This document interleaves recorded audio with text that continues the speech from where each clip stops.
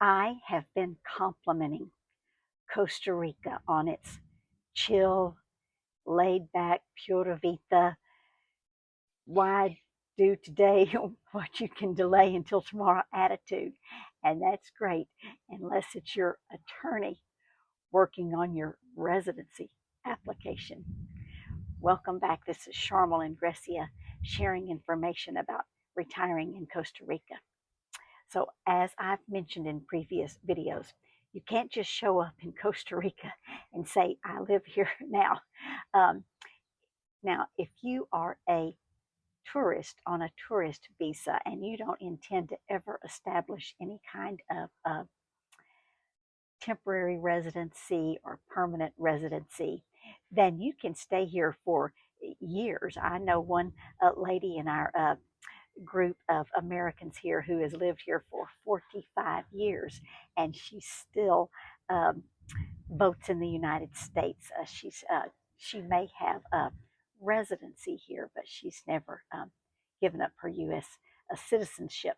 Now, uh, people who don't establish residency, they have to leave every 180 days and return if they are living here as tourists.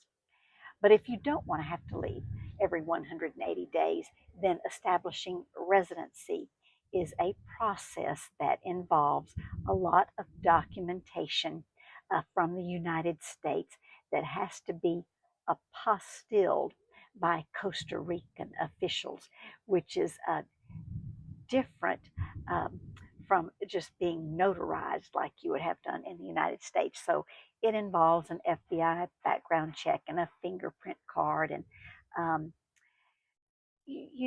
proving that you have income so that you are not taking a job away from a Costa Rican and your original birth certificate and all of that. So I have been working with an attorney now for about 7 months, and he was very highly recommended.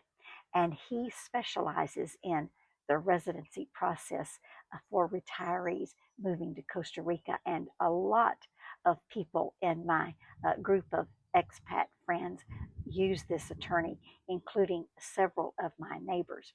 So I felt very confident about using his law firm, and I still do. I knew that a deadline was coming up, though, that in a couple of days, my Social Security letter about my Social Security income was going to expire.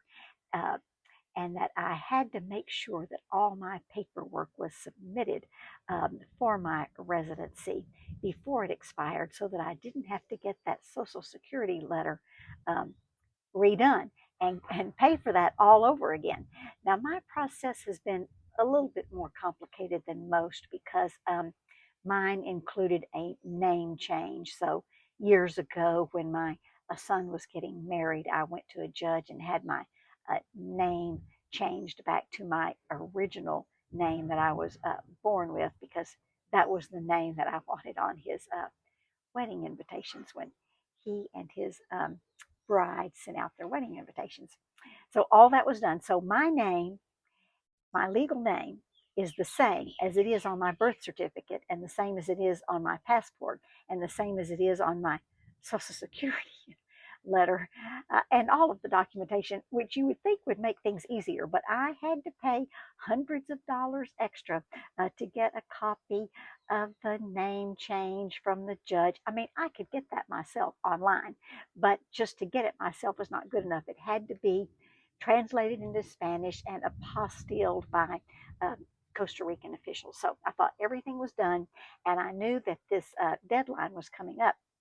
And a couple of weeks ago, I asked the attorney's assistant at the law firm because they have, employees at this law firm.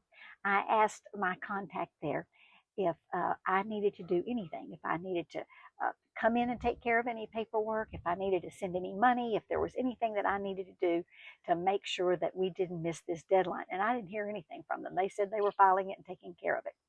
So this morning, I just so happened to send that uh, staff member at the law firm a text message, and ask, hey, is the application has the application been submitted so that everything is done in time? And immediately I got a message back that said, can you come in tomorrow at 2 o'clock to sign some paperwork and bring $225 USA cash? So that told me that it was a good thing that I sent them a message to follow up, because you would think, you would think they specialize in the residency process. So you would think they would not miss any deadlines. But I think they have so many clients because so many Americans are retiring in Costa Rica. They are just so busy that I think they can't keep up. So I'm glad I followed up with them. So ordinarily, it would not be any problem for me to be there at 2 o'clock tomorrow with $225. But I don't have a car, and the attorney's office is not in the town where I live. It's a couple of towns away. But I did find a driver to take me there tomorrow, one of my regular drivers that I like to call on. And then ordinarily, it wouldn't be any problem to get $225 in USA cash.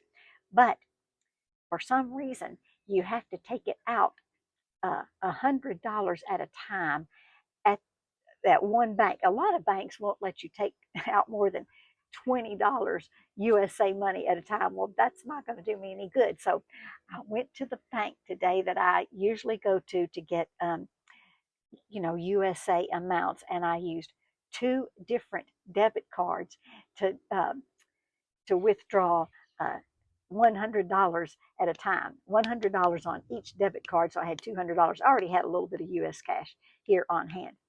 But anyway, I have found out that I'm not the only one that this is happening to. So my neighbors here have had a similar experience about having to follow up with the attorney to make sure that they stay on top of things. They have the same attorney I do.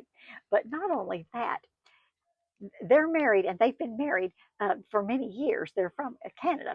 But they said when they were in the attorney's office one day, they discovered that something about their marriage license had expired, that they had already had apostilled, translated into Spanish and apostilled, and the attorney's office had let that expire, and it was going to need to be redone. So instead, they just got married again at the attorney's office and had all that taken care of right there. So now they have two anniversary dates. They were already married, but they got married again at the attorney's office. So I thought that was an amusing story. But hopefully everything goes well tomorrow, and I have all the proper paperwork, and I can give them the cash, and they can submit my application. So just know that if you're thinking about moving to Costa Rica or retiring in Costa Rica, there's a lot of paperwork that is involved. If you have additional information or alternative information, please put it in the comment section. Pura vida.